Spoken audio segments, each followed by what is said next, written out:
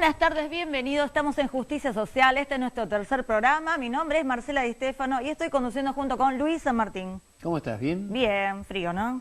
Con mucho frío, pero bien calentitos, porque realmente estamos viviendo una dinámica política, económica, social, realmente no acostumbrado en la Argentina, ¿no? En un cambio, en una vuelta de tuerca, y sobre todo teniendo en cuenta que ha habido cuestiones de fondo por parte del gobierno frente a una circunstancia que es de tono delictivo judicial realmente llamativo. Pero de eso vamos a tener mucho Va a ser para el hablar eje de hoy, nuestro programa, tal cual. Bueno, pero primero tenemos una cita, como todos. La cita obligada, Claro, por la supuesto. cita obligada. Vamos a arrancar con eso.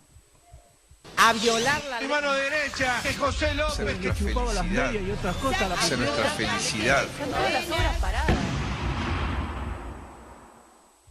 Bien, comencemos. Vamos a ver Escuché con José nuestra... López, ya bastante, ¿no? Tenemos de eso para hablar bastante. Bueno, nuestra primera cita va a ser, hay que luchar por la unidad del movimiento obrero. ¿Sabés quién lo dijo? Y bueno, estamos ya transitando este camino hacia la unidad de la CGT el día 22 de agosto, cuando se va a hacer el Congreso Normalizador. Bueno, esto lo dijo Jerónimo Venegas, ¿sí? Al término del Congreso que se realizó en Ferro la semana pasada, el de la CGT Azopardo, y recordemos que Jerónimo Venegas es el secretario gremial de esa CGT. Él postula que tiene que haber solamente un candidato para liderar esa central obrera unificada, y no es el único que lo dice. Por otra parte está en el estatuto de la CGT. Seguro. Te cuento que hay otra cita obligada, ¿no? A Y ver. esta es contundente, ¿no? Cristina puede ir presa, eso es lo que tenemos. Bueno, si fuera una ciudadana común, podría ir presa por todo lo que conocemos, ¿no? Hay suficientes delitos, es más, tenemos elementos de prueba bastante contundentes por parte de la familia. Esto quien lo dijo, Diana Conti. Diana Conti, sí. Ahora, entonces uno se pone a pensar, si lo dijo Diana Conti, lo dijo para reservarla, lo dijo para que comencemos a ver un mártir o una víctima, o lo dice porque realmente cree que puede ir presa porque hay suficiente contundencia de pruebas como para que esto ocurra, para pensarlo. Sigue avanzando la investigación. Bien, otra frase del día, otra, digamos, cita obligada. El conflicto docente viene de arrastre. Esto lo dijo el secretario general de UDOCBA, Miguel Díaz. La semana pasada tuvimos al secretario adjunto del gremio y tiene que ver con el paro que logró una amplia adhesión en toda la provincia de Buenos Aires, el paro docente que se realizó el martes de la semana pasada. Lo dijo porque el conflicto docente, el conflicto con el salario, viene ya de gestiones anteriores, digamos. El poder adquisitivo del salario se viene perdiendo hace rato y aparentemente por ahora no hay señales de que esto pueda mejorar. Lo que hablábamos la semana pasada, ¿te acordás? La composición del salario docente, 60% en negro, 40% en blanco, esto no se ha modificado y se prevén nuevas medidas de fuerza. El gremio está estudiando, va a haber un pleno de secretarios generales el próximo 29 y bueno, vamos a ver cómo sigue el plan de lucha. Vos sabés que yo sigo con el tema, ¿no? Fundamentalmente... Judicial, lo tuyo es político judicial. Claro, lo mío es más político judicial y vamos a aprovechar una frase de Margarita Stolbizer. Hay una demanda social de justicia y estamos canalizándola. ¿Por qué digo esto? Porque nuestra invitada de hoy es Margarita Stolbizer, a quien le vamos a poder preguntar esa demanda social existe y fundamentalmente canalizarla significa tratar de clarificar quiénes son los que en este país nos han depredado, quiénes son los que en este país nos han colocado en la situación en que estamos, si es que realmente hay una bomba que hay que resolver, ¿no? Muchas cuestiones para preguntarle a Margarita, que es la que dijo, hay tanta plata ahí. Y había tanta plata ahí. Y sí, ¿no? se fueron comprobando varias hipótesis. Así que bueno, una invitada de lujo tenemos hoy, Sí, Luis. señora. Vamos a darle paso entonces a nuestra entrevistada. Hoy nos visita Margarita Stolbizer. Transita el cuarto mandato como diputada nacional por Buenos Aires por el partido GEN que preside. Fue candidata a la presidencia de la Nación. Comenzó su actividad política en la Juventud Radical. Es abogada y fue docente. En el plano internacional, fue miembro del Foro de Parlamentarios contra la Corrupción y del Foro Interparlamentario de las Américas. Bien, Margarita, gracias por estar acá con nosotros. Gracias a ustedes por la invitación y la presentación. Bueno, ¿le gustó la presentación? Sí, claro. Bien, la primera pregunta que le quería hacer es si las hipótesis que usted se formulaba al inicio de esta causa, OTESUR, ¿sí? Todo esto de enriquecimiento ilícito que usted viene insistiendo hace rato, si se fueron comprobando o si excedió, digamos, la hipótesis inicial, se fueron juntando más elementos de lo que usted imaginaba que iban a aparecer. Ambas cosas. Por supuesto que OTESUR terminó siendo casi como una caja de Pandora donde fueron apareciendo nuevas cosas, ¿no? Cuando yo hice la primera denuncia, siempre cuento que fue mirando la declaración jurada. En la declaración jurada de la señora de Kirchner, siendo presidenta, declaraba 3 sociedades, OTESUR y Los Sauces. Yo empecé trabajando con OTESUR y me di cuenta que esa sociedad era una pantalla para encubrir el enriquecimiento, el dinero ilícito. Pero después empecé a analizar la otra, que era Los Sauces, y ahí me di cuenta que Los Sauces era tan o más escandalosa porque es la utilización de una sociedad que le pertenece a la familia también como pantalla para tapar el pago de los retornos que hacían los empresarios beneficiados con decisiones políticas del gobierno y retornaban dinero. Y después lo que seguramente no imaginábamos es que muchas de estas cosas terminan explotando hoy a partir de imágenes que no pensábamos que se vieran. La imagen de López en la puerta del convento realmente, no solo ingresando junto con las monjas los bolsos con los millones de dólares, sino el arma en la puerta. Son imágenes muy fuertes que sinceramente no pensábamos que íbamos a ver. La caja de Florencia Kirchner era algo que tampoco estaba en nuestros cálculos. Cuando yo empecé con esto no imaginé que Cristina Fernández iba a terminar involucrando a su hija al punto de transferir sus millones de dólares, como ellos dicen, a la caja de seguridad de Florencia. Entonces van apareciendo cosas nuevas y sí es cierto que se está confirmando cada una de las cosas que nosotros habíamos planteado. Claro. Margarita, hay algo que es interesantísimo, ¿no?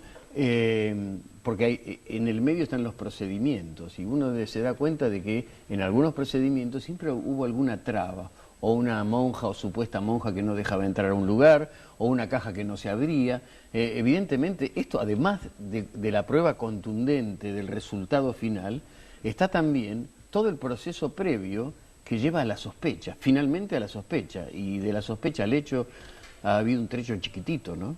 Sí, así es como se va, digamos, construyendo lo que pudo haber sido esto, que en algún caso no nos olvidemos, además que estamos hablando de las causas donde se investiga de manera directa el patrimonio de la familia Kirchner, pero está la otra gran causa, que es la que se llama la ruta del dinero K, pero sin embargo en esa se está investigando la ilegalidad del patrimonio de la familia Báez, ¿eh? Ahora, todo eso que hoy aparece como 2 procesos separados, en algún punto va a tener que encontrarse una mirada común, porque es muy claro que Lázaro Báez nunca pudo haber hecho semejante fortuna si no era a partir de su amistad y sociedad comercial con la familia Kirchner, que eran los que lo beneficiaban y permitieron que este hombre se enriqueciera como el adjudicatario de muchas obras públicas, era quien cobraba además esas obras públicas con sobreprecios extraordinarios. Él armó una cartelización y se quedó con todas las empresas y siempre ganaba las licitaciones. Después tenía ventajas que el Banco Nación no le otorga a ninguna otra persona en la Argentina, no solo para descubiertos, digamos, acceso a préstamos que otros no tienen, sino que le crearon ahí en el Banco Nación un fideicomiso financiero, AXA, Austral Construcciones, que le permitió también manejar cientos de millones de pesos. Y lo otro fue la utilización de las facturas truchas, ¿no? También sociedades pantalla que no existían, a las que él simulaba una contratación y eran empresas para que hiciera una obra pública y esas empresas no tenían ni las máquinas ni el personal para hacerlo. Ahora, Lázaro Báez tiene un enriquecimiento patrimonial extraordinario. El Tribunal de Tasaciones acaba de decir que solamente los inmuebles en la provincia de Santa Cruz son más de 140 millones de dólares. Ahora, todo eso es posible porque había un entramado, una sociedad. Yo estoy convencida que hay una asociación ilícita preparada para el delito que le facilitaba a él este enriquecimiento. Y parte de ese enriquecimiento él lo devolvía con el formato de alquileres a quienes les concedían los beneficios, ¿no? Le ayuda un poco a lo que es ahora la política del gobierno actual. Usted ha tenido algunas discrepancias con respecto a ciertas cuestiones del gobierno de Macri, por ejemplo, el funcionamiento de la Oficina Anticorrupción, con el tema Panama Papers, o el rol del presidente con la compañía Bianca. ¿Qué otras cosas no le cierran de esta gestión actual? Bueno, ahora por supuesto el tema de las tarifas. El tema del tarifazo, el aumento de las tarifas es brutal y es ilegal. Y lamentablemente el gobierno está reincidiendo en el error inicial, pese a que la Cámara Federal de La Plata le dijo las resoluciones son nulas porque no hicieron las audiencias públicas, que siempre son obligatorias. Sí. El gobierno parece recular y entonces dice no hay un 1000% de aumento, hay 400. Ahora el 400 es tan ilegal como el 1000 porque no cumplió con la audiencia pública previa. Y entonces el 400 podría ser 300 o 600, es como caprichoso. Hoy Peña dice algo llamativo que se inserta en esta conversación, por eso le interrumpo. Es no paguen, así dijo, no paguen las boletas de gas. Sí. Porque todavía estamos esperando el resolver de la justicia con esta habilitación que ha hecho la Cámara de La Plata de que en plena vacación se pueda llegar a resolver. Cosa que no va a suceder, claro, por supuesto. No va a suceder. Hay un discurso muy contradictorio del gobierno, ¿no? Que a veces yo digo son como errores, pero errores muy groseros. ¿Son no errores puede... o es impericia? A ver, hay de todo un poco. Me parece que hay un grado de improvisación muy grande, que es inconcebible cuando ellos mismos dijeron que llevaban al área a los más destacados, digamos, los que más sabían en materia de energía. Y sin embargo no dejan macana sin hacer, me parece. La contradicción hoy, ¿qué es? Le están diciendo a todo el mundo, usted va a pagar cualquiera sea el consumo 5 veces más la tarifa que tenía. Y al mismo tiempo el presidente sale y dice no anden en patas sin camisa, o sea, ahorren. ¿Cuál es el sentido del ahorro cuando yo voy a tener que pagar sí o sí 5 veces más mi tarifa, ahorre o no ahorre? Claro. Hay una contradicción, sumado a que el presidente la verdad no puede estar en esta cosa tan pequeña, digamos, en esta pequeñez de estar diciéndole eso a la gente. Es un desgaste realmente Sí, yo creo que la gente necesita ver mucha más firmeza. Todo el mundo sabía que el ajuste de la tarifa era necesario, pero no se hace de esta manera. En estos niveles, no se hace ni en esos niveles ni por el camino de la ilegalidad, ¿no? Margarita, perdóname, me queda algo que es una duda que a mí me la transmiten, por eso la transmitimos. Gregorio Del Bon dijo en un momento determinado que había una connivencia entre Margarita Stolbizer y el juez Bonadío. Dalbón, Guillermo Dalbón. ¿Qué le responde? El abogado de la señora de Kirchner. Sí. Este fue digamos, el que llevó la querella de la tragedia de Once, ¿no? Claro. Entre otras cosas creo que es un violento, y que desde hace unos días su discurso es muy violento y es lo que genera hacia abajo también esto que hay que uno va viendo, que es la intolerancia en mucha gente. Él además viene con la prepotencia, la amenaza permanente, que Stolbizer vaya ahorrando, que le voy a sacar hasta los mates y el termo. Una cosa muy, muy desagradable. Por supuesto que yo no he conseguido ninguna prueba a través de un medio ilegal, de ninguna manera. Ni tengo relación con el juez, ni recibí nunca nada por parte del juez. Salvo amenazas directas. Porque yo sé que ha recibido amenazas directas en la familia. Claro, pero no hay que dar ninguna importancia a esto. Las amenazas no son directas, son indirectas a través de todas estas cosas que dicen que van a hacer, por supuesto, los scratches en algunos locales. Pero sí me parece que es importante marcar esto. Yo accedo a elementos de prueba por dos vías. Una es que yo soy lo que se llama el amicus curiae en el expediente y por lo tanto tengo acceso al expediente. Y lo otro es que recibo todos los días, a cada instante, cantidades de gente que quiere aportar información, que se anima a hablar, que tiene algo. Entonces, cuando yo recibo, como recibí hace 2 semanas, un papelito con una información sobre los movimientos de las cuentas, lo primero que hago es cumplir con mi deber de funcionaria pública y se lo llevo al fiscal. Entonces, le presenté al fiscal un escrito que decía, por favor, investigue lo que está pasando con estas cuentas. Y no nos equivocamos. Así se fue formando la causa. Bueno, ahora vamos a ir a una tanda, pero bueno, ya un poco para ir preparándola a lo que vamos a ver, tiene que ver con el tema educativo y teniendo en cuenta que usted fue candidata a presidenta, le vamos a pedir en el próximo bloque una reflexión sobre el estado actual de la educación de acuerdo a lo que usted está viendo en este momento, en el pasado este primer semestre, ¿sí? Bueno, muchas gracias. Bueno, vamos a ir entonces a una pausa y volvemos en el próximo bloque.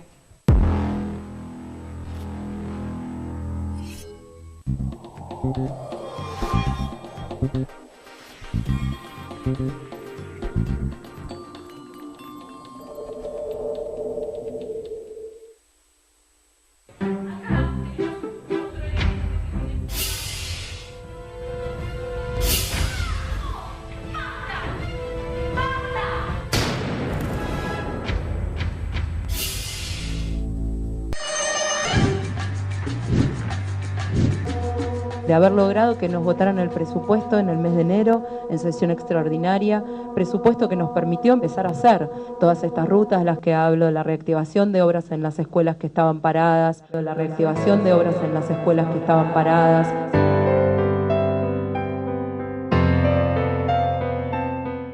No hay espacio, esto es la preceptoría, es la sala de profesores, es simultáneamente la secretaría de la escuela, es depósito de educación física, ¿sí? Depósito de algunas netbooks y algún material que tenemos en el escritorio, dirección, secretaría, está separado solamente por un armario. De aquí en más está lo que es la sala de profesores, lo que es preceptoría, tenemos los elementos de artística, todo en un espacio de 1 por 1, 1 por 1,5 debe ser. Y esto es frente a los baños, que obviamente despiden el olor que tienen que tener los baños y la actividad como por ejemplo ahora la están usando.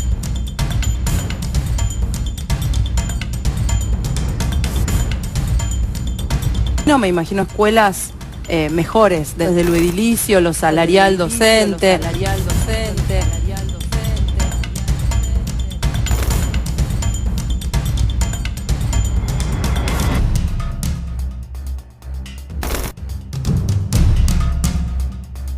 Tenemos problemas de luz, cortaron el gas por una pérdida en septiembre del año 2015 y al día de hoy, tanto los docentes como los alumnos se mueren de frío.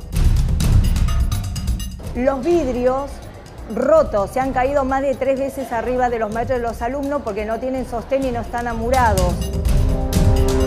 Ventanas sin vidrio que están tapando, haciendo de vidrio con un cartón de botellas de aceite. Todas las veces que cae un poco de agua, esta escuela se inunda. En estas condiciones no podemos seguir trabajando.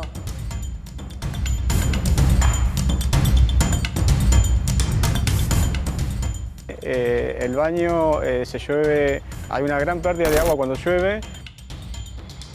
Hay cables por afuera y cuando llueve realmente se mojan esos cables corriendo gran riesgo de electrocución. 3 profesores trabajando en un solo taller porque no hicieron las aulas que correspondían. Hay 2 baños, uno de los cuales no funciona y se llena de agua. Hay más de 1000 chicos acá en la escuela. Están los proyectos, están los docentes, están las ganas, un personal excelente y nos falta toda la parte de infraestructura que se nos está cayendo a pedazos lo que tenemos y lo otro se está sosteniendo como se puede. Sin educación no hay crecimiento ni desarrollo posible. Hasta mañana.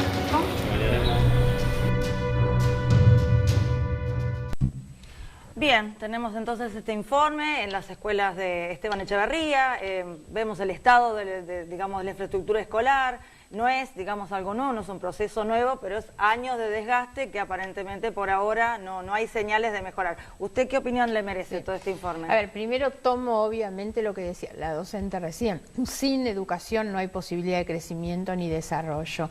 Muchas veces se habla sobre el problema de la pobreza, que sin duda si uno tuviera que identificar el problema más grave que la Argentina tiene son los 12 millones de personas pobres y la pobreza no es simplemente un problema de carencia de recursos que se resuelva con transferencia de recursos. El problema más grave de origen que tiene nuestra situación de pobreza es la falta de educación. Y ese es el lugar a donde hay que invertir. Este problema no es un problema de Esteban Echeverría, es un problema que se reproduce, se multiplica, en algunos casos me animaría a decir hasta más grave, en muchas escuelas del conurbano de la provincia de Buenos Aires o de la provincia también. Problema similar que pueden encontrar también en los hospitales públicos dependientes de la provincia de Buenos Aires. Ahora, También registramos que el deterioro de la educación en la provincia tiene más de 20 años. La falta de inversión pública de los últimos años fue el dato más marcado. Y eso, ¿no? que los gremios han luchado muchísimo para intentar por todos los lugares lo otro es que hay resolverlo, que entender, ¿no?, que son tres conflictos vinculados con la educación. Uno es el de infraestructura, que es que es la falta de inversión pública durante mucho tiempo, donde no han hecho ni las menores cuestiones de mantenimiento. El segundo tema es el salarial, porque además se lleva a los maestros con salarios indignos, en algunos casos hasta casi de pobreza, a trabajar en esas condiciones y en esos lugares, y después pretendemos de los maestros nosotros una respuesta acorde a los niveles de excelencia que nosotros creemos que debe tener la educación en esas escuelas y con esos maestros. Y el tercer punto tiene que ver con los contenidos de la educación. Los contenidos tienen que ver con la formación que los docentes reciben y que es urgente reformular, y con los contenidos que el estudiante recibe, que el niño, el joven en la escuela recibe. El agujero más importante está en la escuela secundaria, de todos modos. Hace algunos años se discutía sobre la accesibilidad y la inclusión en la educación. Hoy la discusión es qué educación le damos y es la calidad de la educación, los contenidos de la educación. En un tiempo cruzado por las tecnologías, sobre todo, que permiten a un niño o una criatura estar conectada con el mundo, no le estamos dando la posibilidad de desarrollar conocimientos porque tenemos un contenido curricular que es estático, doctrinario, atrasado. Nuestra educación atrasa, dicen 50 o 100 años en Margarita, realidad, entonces ¿no? hemos vivido de verso en verso, porque uno escucha a dirigentes políticos de otros gobiernos, por ejemplo, del gobierno anterior, en donde se hablaba de la tecnología que estaba llegando a la escuela, donde se hablaba de la posibilidad concreta de que los alumnos estuvieran en escuelas bien arregladas. Ese fue uno de los problemas y una de las mentiras, la cantidad de escuelas en donde les daban la computadora y no tenían ni siquiera el acceso a Internet. Claro. En otro, donde tenían la computadora y el acceso a Internet, pero no tenían capacidades para usarla en el sentido educativo y de los conocimientos. Y en algunos lugares no tenían ni techo a la escuela. Claro, alguna de estas inquietudes las recibió cuando fue a CGT el año pasado, ¿no? Claro, Zapardo, el sector educativo sobre todo. Claro, porque además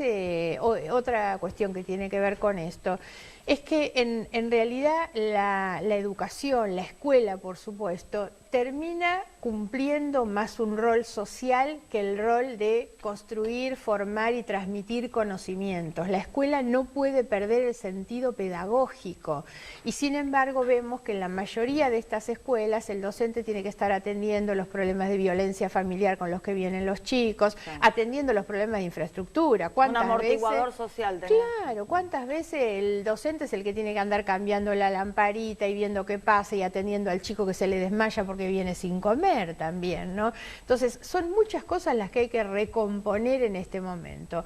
Yo creo y apoyo el esfuerzo que se está haciendo, el esfuerzo de la gobernadora, y acompaño esto, que es en la recuperación de los recursos de la provincia de Buenos Aires, porque durante muchos años esto también es la consecuencia, que el dinero que la provincia de Buenos Aires debía recibir se lo quedaba la nación se ha apropiado los recursos de las provincias en todos estos años. Sobre todo Buenos Aires. Claro, sobre todo Buenos Aires. Entonces hoy estamos en una tarea en simultáneo, una es cómo recomponer hacia adelante aquello que era el fondo del conurbano, que quedó en una suma fija casi insignificante para la provincia, 650 millones de pesos. claro, en desmedro de lo que termina yendo a parar a las otras. Y lo otro es ver cómo hacemos para que la provincia cobre lo que la nación se apropió durante todos estos años, que podía ser por la vía de la compensación de las deudas que tiene provincia con nación y nación con provincia, y eso le permitiría a la provincia, si baja su deuda con nación, poder hacer obras públicas, por ejemplo. La podríamos buscar en alguna caja de seguridad, tal vez.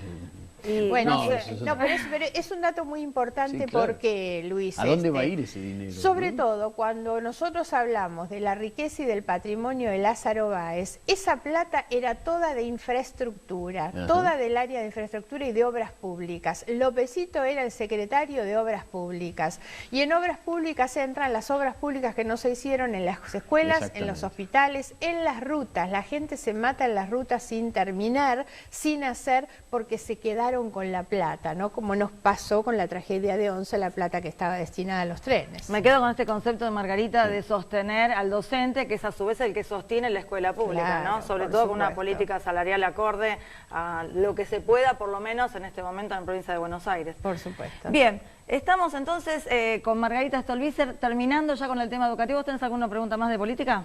Tengo tantas, pero bueno, no nos va a alcanzar el tiempo. Será ¿no? la ¿Cómo próxima. imagina el segundo semestre, Margarita? ¿Cómo va a seguir esto? A ver, uno trata de poner siempre una expectativa positiva de respecto a lo que viene. No ayuda mucho el gobierno para que uno la tenga. Hablábamos recién de las tarifas y Desde ellos el Congreso, ¿cómo se ve reinciden todo en los esto? mismos errores, ¿no?